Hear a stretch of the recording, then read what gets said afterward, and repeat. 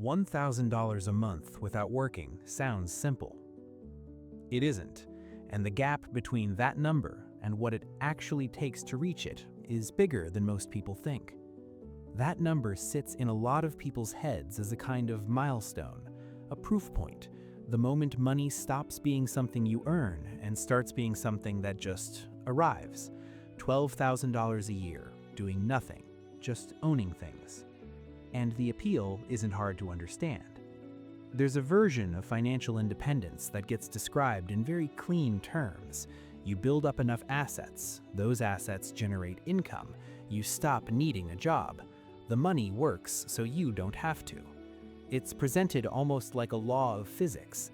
Accumulate enough capital, and gravity does the rest. Dividends fit that story perfectly. Unlike selling stocks, you're not liquidating anything. You're not timing a market.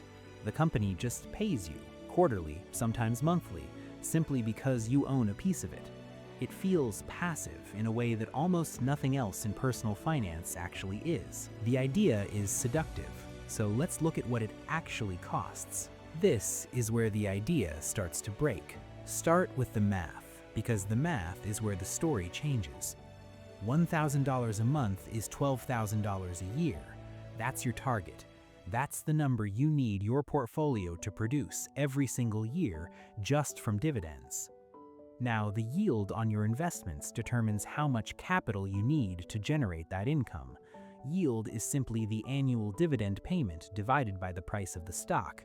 If a stock pays $4 per share and trades at $100, its yield is 4%. At a 4% yield, which would be considered fairly high in today's market, you would need $300,000 invested to generate $12,000 a year. $300,000. Just to generate $1,000 a month. Take a moment with that, because most people who think about passive income don't start there. They start with the $1,000. But the yield on most reliable dividend stocks isn't 4%. The average yield on a broad U.S. dividend index tends to hover between 2% and 3%. At 3% yield, the number climbs to $400,000. At 2%, which is closer to what you'd get holding something like a broad market fund, you're looking at $600,000. $600,000 to generate $1,000 a month. That's the part most people never calculate. And that's before anything else is accounted for. Here's what the clean version of the math doesn't include. Dividends are not guaranteed. They feel like rent coming in, predictable, reliable, almost contractual, but they aren't. A company pays a dividend because it chooses to. Boards vote on it. And when times get hard, a recession, a bad quarter, a strategic pivot, dividends get cut. It happened across entire industries in 2020. It happened in 2008. Companies that had paid dividends for decades quietly reduced or eliminated them in the span of a few months. Then there's tax. Dividend income is taxable income. Depending on where you live and how your investments are structured, a meaningful portion of that $12,000 doesn't actually land in your pocket, it lands in your tax return first. So the real number you need to generate isn't $12,000, it's more than that. So the number you need isn't just higher, it's quietly higher than you expect. And then there's inflation. A fixed income stream that delivers $1,000 today delivers less in purchasing power every year that passes. Not dramatically most years, but consistently. Over a decade, the real value of that $1,000 erodes in ways that compound quietly. The capital requirement to maintain your actual standard of living isn't static, it drifts upward. None of these things make dividend investing unworkable, but they do mean the number you're really targeting isn't $300,000. It's probably higher. How much higher depends on your tax situation, your time horizon, and how conservative you want to be about dividend reliability. There's something worth examining underneath all of this, though, because the appeal of passive income isn't purely financial, it's psychological. The phrase passive income carries enormous weight in how people think about work and money. The word passive implies that the effort has been decoupled from the reward, that you can stop trading time for money, that you've somehow escaped the fundamental transaction that most adult life is built around. But that framing has a problem. The effort isn't gone, it's just been moved from the present to the past. To generate $300,000 in invested capital, someone had to earn substantially more than that over years or decades, and then make a series of disciplined decisions not to spend it. The effort is real, it just happened earlier. Passive income, in most cases, is just deferred active income. The work was done, it just wasn't done at the moment the dividend arrived.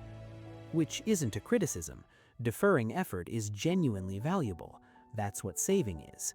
But the mental framing matters, because if someone believes they're escaping the relationship between effort and money, they may underestimate the years of accumulation the strategy actually requires. So what does $1,000 in dividends actually mean, practically? It means you've assembled a portfolio large enough that its income covers a meaningful expense, maybe a car payment, or a portion of rent, or a recurring bill you'd otherwise need employment to cover. It means less pressure, not freedom. What it probably doesn't mean is freedom from work, not unless the rest of your expenses are very low, or you have other income streams, or the portfolio is significantly larger than the minimum required. The more honest framing might be stability rather than freedom. A dividend income stream of that size adds a layer of resilience to a financial life. It doesn't replace a financial life. It's worth briefly noting that dividend investing is not the only way to think about this. Some investors prefer growth-oriented portfolios, companies that reinvest profits rather than paying them out, on the theory that the compounding over time produces more total wealth, even if it generates no income along the way. The trade-off is that you'd need to sell shares to generate cash, which introduces different risks and disciplines. Others focus on dividend growth, companies that increase their payments over time, so the income stream itself compounds. A yield of 2% today on a company that grows its dividend 7% annually looks very different in 15 years than it does now. Neither approach is categorically correct. They suit different financial situations, different timelines, different temperaments. What they share is the same underlying requirement: time or capital, or usually both. The thing about $1,000 in dividends is that the number itself doesn't reveal anything about the difficulty involved in reaching it. It sounds achievable. It sounds like a reasonable first goal, and it is achievable. People do it. But the path to it, the years of saving, the hundreds of thousands of dollars in capital needed, the taxes, the inflation adjustments, the patience required to not spend down a portfolio when markets fall, that path is much longer and harder than the destination number suggests.